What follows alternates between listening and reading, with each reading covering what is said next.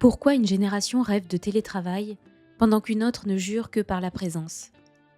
Pourquoi les plus jeunes changent de job tous les 2 ans pendant que d'autres culpabilisent de prendre une pause? Pourquoi les décisions économiques creusent les écarts, même entre collègues?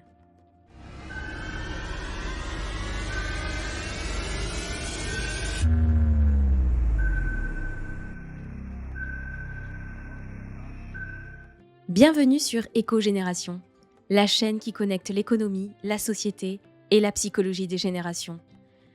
Chaque semaine, on décortique les décisions politiques, les réformes sociales et les mutations du travail à travers le prisme de nos âges, de nos valeurs, de nos blessures parfois.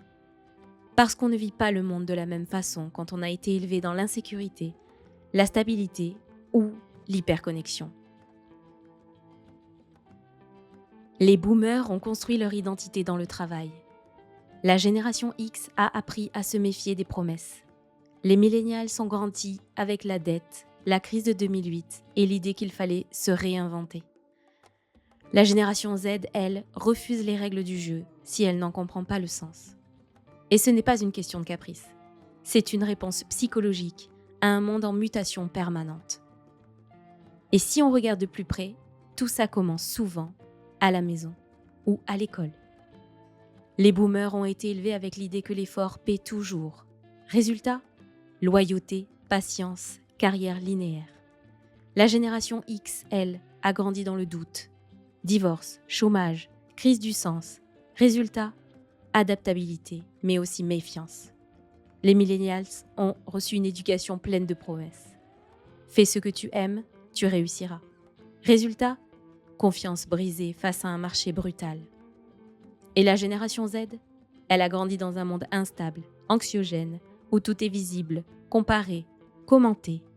Elle cherche du sens, vite, mais aussi de la sécurité, sans trop y croire.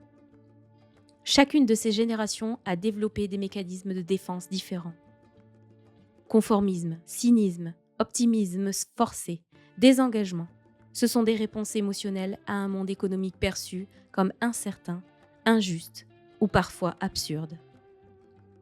Derrière chaque tension au travail, chaque débat sur les retraites, chaque mouvement de grève ou de résignation silencieuse, il y a des besoins profonds.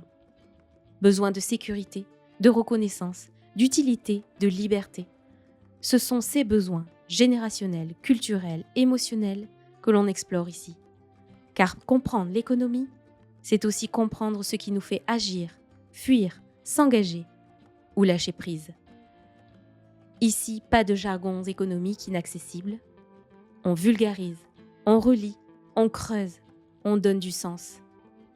Avec des faits, des récits, de la sociologie, de la psychologie du travail et parfois un peu de philo. Car comprendre les mutations économiques sans comprendre l'humain, c'est comme lire un contrat sans voir l'intention. Pourquoi les managers n'arrivent plus à motiver leurs équipes? Pourquoi les jeunes ne supportent plus les réunions inutiles?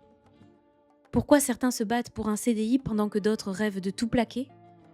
On décortiquera ça, on vous donnera des clés pour mieux comprendre le monde, les autres et vous-même. Si vous en avez marre des oppositions stériles entre générations fragiles et vieux réacs, abonnez-vous, likez, partagez. On va faire mieux que commenter l'actu, on va la comprendre ensemble.